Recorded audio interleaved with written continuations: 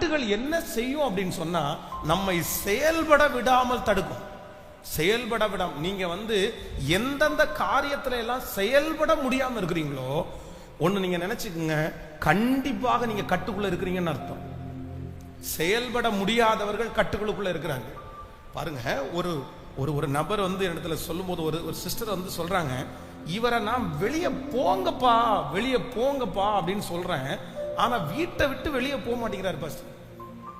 எப்படி இருக்கும்? ஒரு கணவனார் ஒரு குடும்ப தலைவன், பொறுப்புல இருக்கிற தலைவன் வீட்டை விட்டு வெளியே போகல அப்படின்னு சொன்னா அந்த வீடு எப்படி இருக்கும்னு நினைக்கிறீங்க?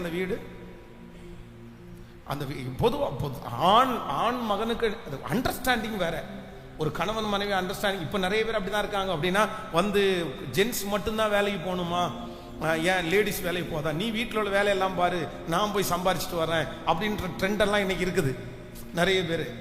அது அவங்களுடைய அண்டர்ஸ்டாண்டிங். அதை சொல்ல வரல.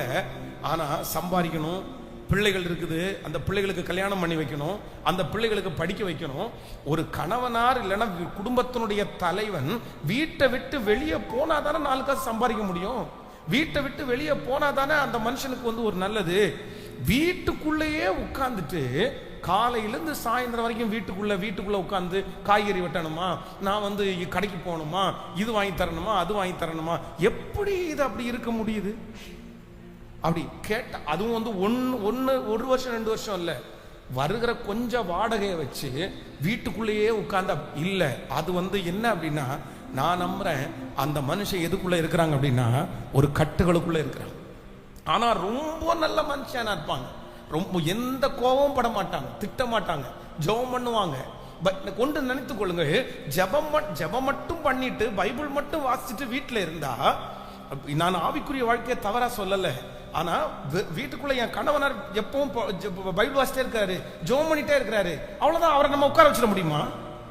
சொல்லுங்க, உட்கார வச்சிட முடியுமா? முடியாது. எப்படி உட்கார முடியும்? அவர் என்ன பண்ணணும் அப்படின்னு சொன்னா ஜெபம் பண்ணணும், அவர் பைபிள் வாசிக்கணும். ஆனா அவருடைய கடமையை அவர் என்ன பண்ணணும்? கேட்கல. அந்த கடமையை அவர் செய்யல அப்படின்னு சொன்னா என்னதான் அவர் ஜெபம் பண்ணாலும், என்னதான் அவர் பைபிள் வாசிச்சாலும், அவர் எதுக்குள்ள இருக்கிறார் அப்படின்னு சொன்னா அவர் ஒரு கட்டுகளுக்குள்ள இருக்கிறாரு. அவர் கட்டுல இருக்கிற அந்த கட்டுல இருந்து வெளியே வரணும். அப்போ ஆண்டவருடைய பிள்ளைகளே, இன்றைக்கு ஆண்டவர் தெளிவா பேசுறாரு.